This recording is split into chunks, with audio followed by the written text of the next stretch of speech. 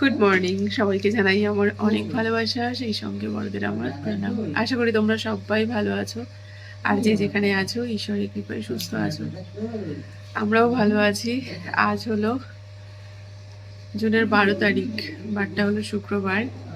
এখন বাজে সম্ভবত সকাল 7টা, নাকি সকাল 7টা মতো বাজে। আজ 5 দিন হলো আমরা মা বাবা হয়েছি। সোমবার দিন বিকাল 3:30টার দিকে আমাদের নতুন সদস্য আমাদের কোলে এসেছে।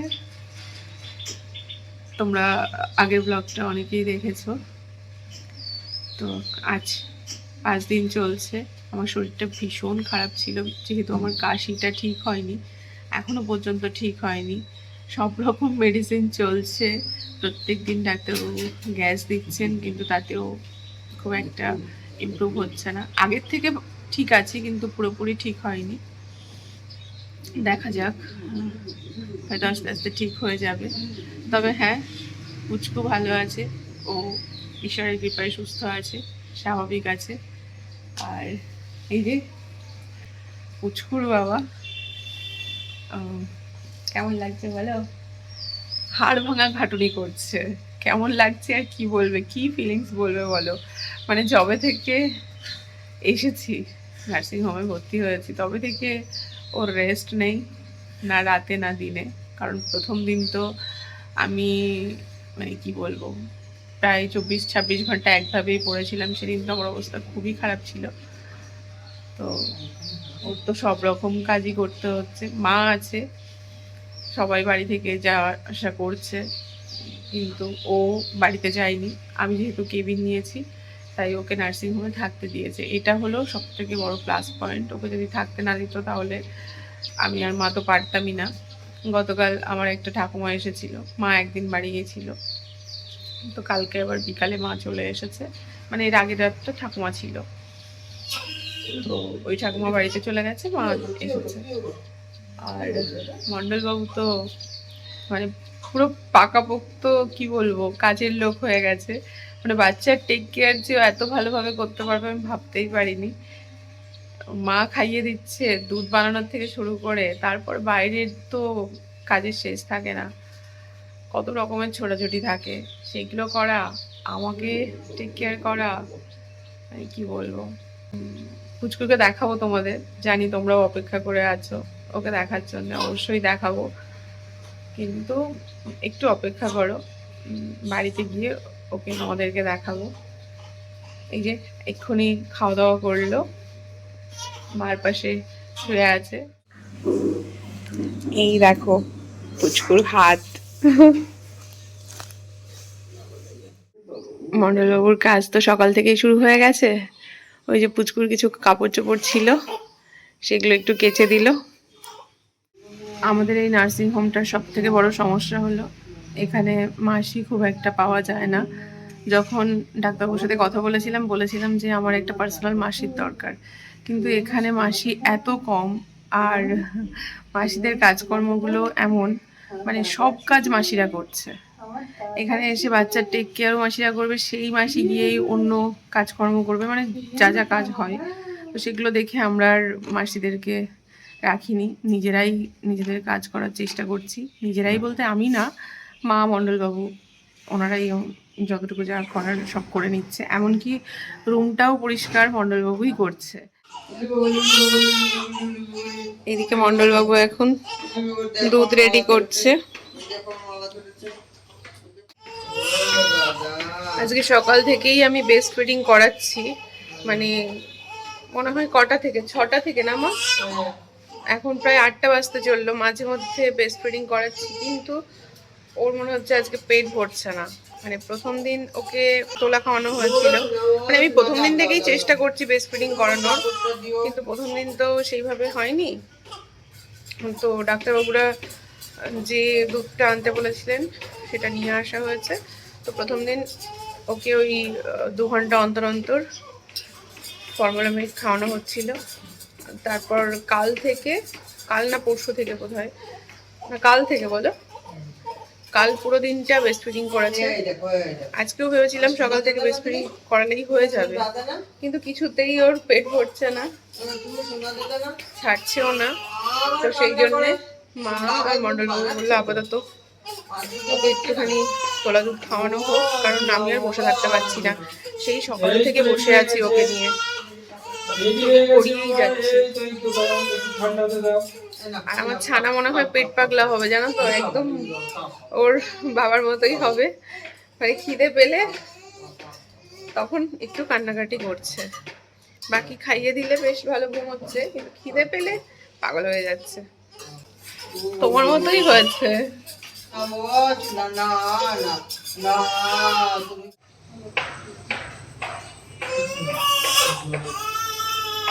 ওনার খাওয়া দাওয়া হলো, তারপর পটি করলেন, এবার ঘুমোচ্ছেন। এতক্ষণে শান্ত হলো।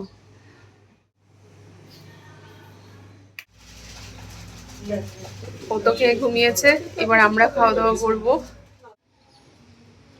মন্ডলবাবু চা আনতে গেছিল। কি ঘটনা?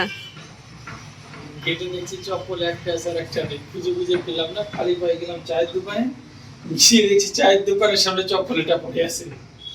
তো চপ্পলে যে পিছনে সাদা ফিটে দেয়, তা কামড়ে ছিঁড়ে ফেলেছি। মানে কুকুরে নিয়ে গেছে? দিয়ে ওই চপ্পলটা পায়ে ঢোকালাম এক পায়ে, দিয়ে খালি পায়ে এলাম, এসে দ্বিতীয়টা গেটের সামনে থেকে নিয়ে ওই গেট দিয়ে দিলাম, আর ওটারও পিছনের ফিতেটা ছিঁড়ে ফেলেছি। এইরকমই সেম ঘটনা না কিছুদিন আগে যখন ভর্তি ছিলাম তখন মায়ের সাথে ঘটেছিল। মানে মায়েরও একটা চপ্পল হারিয়ে গেছিল। মা প্রথমে ভাবছিল হয়তো কেউ নিয়ে গেছে, কিন্তু একটা চপ্পল রেখে যাবে আর একটা চপ্পল কে নিয়ে যাবে, পরে বোঝা গেল হয়তো কুকুরেই নিয়ে গেছে। আর আজকে তো পুরো পরিষ্কার হয়ে গেল। মন্ডলবাবু তো তাও খুঁজে পেয়েছে, মা তো খুঁজেও পেয়েছিল না। অবশেষে মাকে আমার চপ্পল পরে তারপর বাড়িতে যেতে হয়েছিল। এখানে আরেকটা সমস্যা কি জানো, এখানে কোনো কিছু খেতে দেয় না, মানে সমস্ত কিছু বাইরে থেকে অ্যারেঞ্জ করতে হয়, বাড়ি থেকে খাবার দাবার আনতে হয়। এটা হলো সব থেকে বড় সমস্যা। মানে যবে থেকে ভর্তি হয়েছি তবে থেকে বাড়ি থেকেই খাবার দাবার আসছে, বৌদি রান্না বান্না করে পাঠাচ্ছে, এক একদিন এক একজন আসছে। তো সকালবেলায় মন্ডলবাবু চা আনতে গেছিলো বাইরে, আমাকে সকালবেলায় লিকার চা আর শুকনো মুড়ি দেয়, আর তারপরে একটু গলা ভাত, আলু সিদ্ধ আর ডাল, এগুলোই খেতে বলেছে। তো এখন আমরা চা মুড়ি খাবো, ওদিকে মন্ডলবাবু আর মাও খাচ্ছে। এখান থেকে খাবারটা যদি আমারটুকুও দিত তাহলেও ভালো হতো। এই নার্সিং হোমটায় দেয় না, তবে শুনেছি এখানে আরেকটা নার্সিং হোম আছে, সেখানে নাকি খাওয়া দাওয়ার ব্যবস্থা আছে। কিন্তু ডাক্তারবাবুকে বলেছিলাম আমাকে ওই নার্সিং হোমে সিজারটা করাতে, কারণ ওখানেও উনি সিজার করান, কিন্তু উনি বললেন আপনাকে বেস্ট জায়গায় দেওয়া হবে। কিন্তু যাই হোক, এমন বেস্ট জায়গা যে একটাই এখানে বেস্ট, যে আমার বাড়ির লোক, আমার বর, আমার মা আমার সঙ্গে থাকতে পারছে, যখন তখন বাড়ির লোককে এখানে আসতে দেয়, থাকতে দেয়, বসতে দেয়, বাচ্চাকে দেখতে দেয়। এটাই হলো এখানকার সুবিধা, বাকি আর কোনো সুবিধা নেই, বাকি সবই অসুবিধা। তো এখন আমরা খাওয়া দাওয়া করি, চামড়ি খাই। আজকে দেখা যাক কে আসে। গতকাল আমাদের রুদ্রবাবুর জন্মদিন ছিল, তো এবার তো জন্মদিনে তেমন কিছু করেনি, তবে টুকটাক একটু রান্নাবান্না করেছিল। কালকে তো পাঠিয়েছিল, তো কালকে পায়েস, লুচি এগুলোও পাঠিয়েছিল। তো গতকাল আর মন্ডলবাবু খায়নি সেগুলো, তো এখন সকালে মন্ডলবাবু সেটাই খাচ্ছে, আর আমি আর মা খাচ্ছি চা আর মুড়ি। সকালবেলায় লিকার চা মুড়ি খাওয়া হয়ে গেছে। সকালে যে মেডিসিনগুলো এখান থেকে দেয় সেগুলো দিয়ে দিয়েছে, সেগুলোও খেয়ে নিয়েছি। আর এখন গ্যাস দিতে আসবে। গ্যাস তো সেই প্রথম দিন থেকে চলছে, মানে বলতে পারো ওটি থেকে চলছে। মানে এর আগে যখন ভর্তি ছিলাম তখনও চলেছিল, তাও তো কাশি কমেনি। আর এখানে আসার পর থেকে তো চলছেই, সব রকমের কাশির ওষুধ চলছে আমার। আগের থেকে একটু কম হয়েছে, কিন্তু পুরোপুরি ঠিক হয়নি, হাঁপিয়ে যাচ্ছি। আমি কখনো স্বপ্নেও ভাবতে পারিনি ঠান্ডা, কাশি এগুলো আমাকে কোনো দিন এতটা কষ্ট দেবে। আজ পর্যন্ত কোনো দিন আমি কাশিতে এতটা ভুগিনি। আর এই মুহূর্তে আমার যে পরিমাণ কাশিতে কষ্ট হচ্ছে সেটা হয়তো আমি তোমাদের বলে বোঝাতে পারবো না। একেতেই সিজার, তার উপরে কাশি, এটা যার হয়েছে একমাত্র তারাই বুঝবে। এদিকে মণ্ডলবাবু যেদিন থেকে বাড়িতে এসেছে সেদিন থেকেই ওর ছোটাছুটি শুরু হয়েছে, তার উপরে এক্সট্রা হেডেক তো ছিল, কারণ গত মাসের 27 তারিখ রাত থেকে আমার যে শরীর খারাপটা শুরু হয়েছিল, তখন তো মণ্ডলবাবু এখানে ছিল না। ও তো 31 তারিখ বাড়িতে এসেছে, আর সেই থেকে ওর আর রেস্ট নেই, শুধু ছোটাছুটিই চলছে। আমাকে তো 1 তারিখ ছুটি দিয়েছিল। 1 তারিখ বাড়িতে যাওয়ার পরেও প্রচুর কাজকর্ম করা হয়েছিল, আর এখন এখানে আসার পরেও মণ্ডলবাবুকে প্রচুর কাজকর্ম করতে হচ্ছে। প্রথমে তো ভেবেছিলাম নার্সিংহোমে মা আমার কাছে থাকবে আর মণ্ডলবাবু বাড়ি থেকে যাতায়াত করবে, কিন্তু এখানে এসে এখানকার পরিস্থিতি দেখে সবটা পাল্টে গেছে। মণ্ডলবাবু একদিনের জন্যেও বাড়িতে যেতে পারেনি। মা তবুও একদিন বাড়িতে ছিল, আমার একটা ঠাকুমা এসেছিল, কিন্তু মণ্ডলবাবু একটা দিনের জন্যে বাড়িতে যেতে পারেনি। আর সত্যি বলতে আমি কখনো স্বপ্নেও ভাবিনি যে আমার বর এত কিছু করতে পারে। আমি জানি ও অনেক কিছু করতে পারে, কিন্তু এত ছোট বাচ্চাকে এত সুন্দর করে যে টেক কেয়ার করতে পারবে, তাকে কোলে নিতে পারবে, এটা আমি স্বপ্নেও ভাবিনি। কারণ এত ছোট বাচ্চাকে কোনো মেয়েও কোলে নিতে গেলে দুবার ভাবে, ভয় পায়। সেখানে ও আমাদের সমস্ত কাজে আমাদেরকে সাহায্য করছে। ও না থাকলে না মা একা আমাদেরকে সামলাতে একেবারেই পারতো না। আমার বরকে যদি থাকতে না দিত তাহলে সত্যিই খুব সমস্যায় পড়ে যেতাম আমরা। যাই হোক, আজকে বাড়ি থেকে খাবার নিয়ে জেঠু এসেছে। এটা হলো আমার বৌদির বাবা। জেঠু এসে অনেকক্ষণ থেকে আমার ছানাটাকে তোলার অনেক চেষ্টা করলো, কিন্তু ও এত ঘুমোচ্ছে যে তুলতেই পারলো না। কেউ আসলে ওঠেই না। ওর মামা আসলো, ওঠে না। তারপরে কালকে জেঠিমার আসতো, মামি এসছে, মামি তো টেনে উঠাইছে না। তো আমি তো খাওয়া দাওয়া করে নিয়েছি, আর তারপর আমার শ্বশুরমশাই এসেছেন। আর আজকে বোধহয় প্রথম উনি আমার ছানাকে কোলে নিচ্ছেন। এর আগেও 2 দিন এসেছিলেন, যেদিন আমার সিজার হয়েছিল সেদিনও এসেছিলেন, তারপর দিনও এসেছিলেন। কিন্তু আগের 2 দিন ও এত ছোট বলে ওকে সাহস করে কোলে নিতে পারেননি। তবে আজকে মা ওনাকে বসিয়ে কোলে দিয়েছেন, আর ওনার কোলে বেশ অনেকক্ষণ ছিল। যাই হোক, এরপর এদিন আমি আর ভিডিওটা কন্টিনিউ করতে পারিনি। গুড মর্নিং, সবাইকে জানাই আমার অনেক ভালোবাসা, সেই সঙ্গে বড়দের আমার প্রণাম। আশা করি তোমরা সবাই ভালো আছো, আর যে যেখানে আছো ঈশ্বরের কৃপায় সুস্থ আছো। আমরাও আছি। কাল তো ব্লগ শ্যুট করার চেষ্টা করেছিলাম, কিন্তু ব্লগটা কন্টিনিউ করতে পারিনি। হঠাৎ করেই দুপুর থেকে শরীরটা আবার একটু খারাপ করছিল আমার। তো আজকে একটু ঠিক লাগছে, কাশিটা আগে থেকে একটু কম মনে হচ্ছে। ওষুধপত্র তো সবই চলছে, আশা করি ঠিক হয়ে যাব। আজকেই ছুটি হয়ে যেত, কিন্তু আজকে আমরা ছুটি নিইনি, আমরা কালকে যাব। আর এখন বসে আছি। সকালবেলায় মণ্ডলবাবু বাইরে থেকে চা নিয়ে এসেছিল, চা মুড়ি খেয়ে নিয়েছি, মণ্ডলবাবু মাও খেয়ে নিয়েছে। তোমাদের তো বলেছি এখান থেকে কিছুই খাবার দাবার দেয় না, তো সব কিছুই বাড়ি থেকে বা বাইরে থেকে নিয়ে আসতে হয়। সিস্টাররা বলছিল গলা ভাত খেতে, কিন্তু ডাক্তারবাবু বলছেন আপনি সবই খেতে পারেন, নর্মাল যে খাওয়া দাওয়া সেগুলো সবই করতে পারেন। কিন্তু প্রথম প্রথম খেতে তো একটু ভয় লাগছিল। তো প্রথম 2 দিন আমি ওই আলু সিদ্ধ, ডাল, মানে ডালের জল আর কি, আর ভাত খাচ্ছিলাম। আর কালকে একটু ওই শিঙি মাছের তরকারির ঝোল খেয়েছি। কালকে তো বৌদির বাবা এসেছিলেন ভাত নিয়ে, সেই সাথে ওকে দেখতে। প্রত্যেক দিনই কেউ না কেউ আসছে, কিন্তু সেই মুহূর্তগুলোকে না ক্যামেরাবন্দি করতে পারছি না। নিজে সুস্থ না থাকলে, বা বলতে পারো সেই পরিস্থিতিও আমাদের নেই যে আমরা ভিডিও শ্যুট করব, কিন্তু তাও চেষ্টা করছি যতটুকু পারি এই মুহূর্তগুলোকে একটু ক্যামেরাবন্দি করে রাখার, যাতে এই দিনগুলো তো আর কোনোদিন ফিরে আসবে না, কিন্তু স্মৃতির পাতায় যদি একটু ধরে রাখতে পারি সেটা হয়তো থাকবে। জানি না সবাই কি করে এরকম পরিস্থিতিতেও ব্লগ শ্যুট করে, কারণ মণ্ডলবাবু থাকা সত্ত্বেও আমরা ভিডিও করার মতন পরিস্থিতি পাচ্ছি না। কারণ আমার যা কন্ডিশন, তার উপরে আমার মাও ধরো আগের মতো তো সেই এনার্জিটা মায়ের নেই যে মা ছুটে ছুটে সব কিছু করতে পারবে। সবটাই মণ্ডলবাবুকে সামলাতে হচ্ছে, আমাকে, বাচ্চাকে, মাকে, তারপর রুম ক্লিন করা। এমনকি আমাদের রুমটাও এখন আর আমরা মাসিদের দিয়ে ক্লিন করাই না। প্রথম দিন মনে হয় মাসিরা করেছিল, তারপর থেকে মণ্ডলবাবু নিজে মপ কিনে নিয়ে এসেছে, নিজেই পুরো রুমটাকে ক্লিন করে, নিজেই দিনের মধ্যে 4-5 বার করে ফিনাইল দিয়ে ভালো করে ঘরটাকে মোছে। তারপরে তো আরও কত কাজ থাকে, বাচ্চার টুকটাক যেসব কাপড় চোপড় হচ্ছে সেগুলো ধোয়াধুয়ি, সেগুলোও ও করছে, মাকে করতে দিচ্ছে না।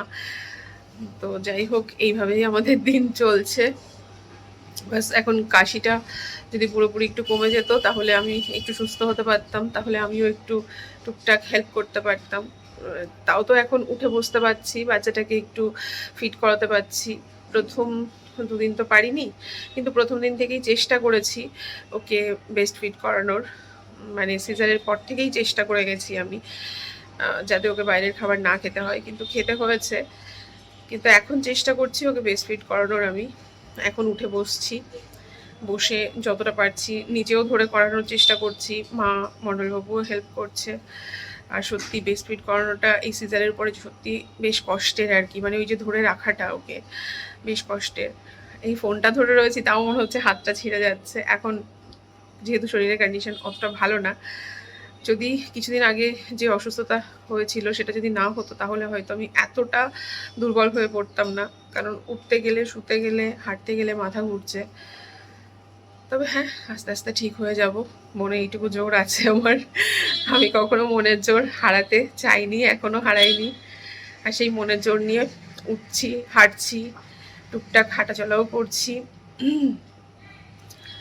যাই হোক, আজকে দেখা যাক বাড়ি থেকে খাবার দাবার নিয়ে কে আসে। এই একটা বড় ঝামেলা যে বাড়ি থেকে খাবার দাবার আনতে হচ্ছে, প্রত্যেকদিন কাউকে না কাউকে আসতে হচ্ছে। আমার অবস্থা দেখে মণ্ডলবাবুর তো অবস্থা আরো বেশি খারাপ হয়ে গেছিল। আর ওই যে পুচকু ঘুমোচ্ছে, এখন তো তোমাদের দেখাতে পারছি না। তোমাদেরকে তো বললাম আমার ছানাকে দেখতে প্রত্যেক দিন কেউ না কেউ আসছে, তো আজকেও অনেকে এসেছে। আমার ছোট মামা মামি, সেই সাথে আমার মাসির ছোট ছেলে, মানে আমার ছোটদা, ছোট বৌদি, আমার মাসির মেয়ে, সেই সাথে এটা হলো আমার এক জেঠুর মেয়ে। সবাই এসেছে। আজকে ভাত নিয়ে বিক্রম কাকা এসেছিল, তো সেই সময় সেই মুহূর্তগুলো আমি আর ক্যামেরাবন্দি করতে পারিনি। আমি জানো তো নার্সিংহোমে আসার আগে ভেবে এসেছিলাম আমি প্রত্যেকটা দিন ভ্লগ শ্যুট করব, প্রত্যেকটা মুহূর্ত ক্যামেরাবন্দি করে রাখবো, কিন্তু যাই হোক সেই রকম পরিস্থিতি ছিল না। যাই হোক, একে একে 6টা দিন কাটিয়ে ফেলেছি। আগামীকাল আমরা সবাই মিলে বাড়িতে যাব। আর গত 6 দিন ধরে আমরা এভাবেই রাত্রে সবাই মিলে একসাথে ঘুমোচ্ছি। ওদিকে আমার মায়ের সাথে ছানা ঘুমোচ্ছে, আমি এদিকে আমার বেডে শুয়ে থাকি, আর মণ্ডলবাবু নিচে বিছানা করে নিচে শয়। তবে প্রথম রাতে না, মণ্ডলবাবুর কাছে শোয়ার মতো কোনো কিছু ছিল না, এমনকি ওই পাটিটাও ছিল না। যদিও প্রথম রাতে আমার ছানা বাদে আমরা 3জন আর কেউই ঘুমোতে পারিনি, কারণ আমার শরীরে ছিল অসহ্য যন্ত্রণা। কিন্তু ভোরের দিকে মা একটু শুয়ে পড়েছিল, আর মণ্ডলবাবু বসেছিল। ও তো ওর শরীরের সাথে আর পেরে উঠছিল না, কারণ ওর শরীরের ক্লান্তি আমি দেখতে পাচ্ছিলাম। মেঝেতে বসে মানুষটা দেওয়ালে হেলান দিয়ে না অনেক চেষ্টা করছিল জেগে থাকার, তবুও ঘুমে পড়ে যাচ্ছিল। আর ওকে দেখে যে আমার কি খারাপ লাগছিল সেটা আমি বলে বোঝাতে পারবো না। যাই হোক, সেই সমস্ত দিনগুলো কাটিয়ে ফেলেছি। কালকে সবাই মিলে বাড়িতে যাব, তার জন্যে আনন্দও হচ্ছে। তো চলো এখন আমরা ঘুমোই, আর আজকের মতো এই ব্লগটা এখানেই শেষ করি। Tata and good night.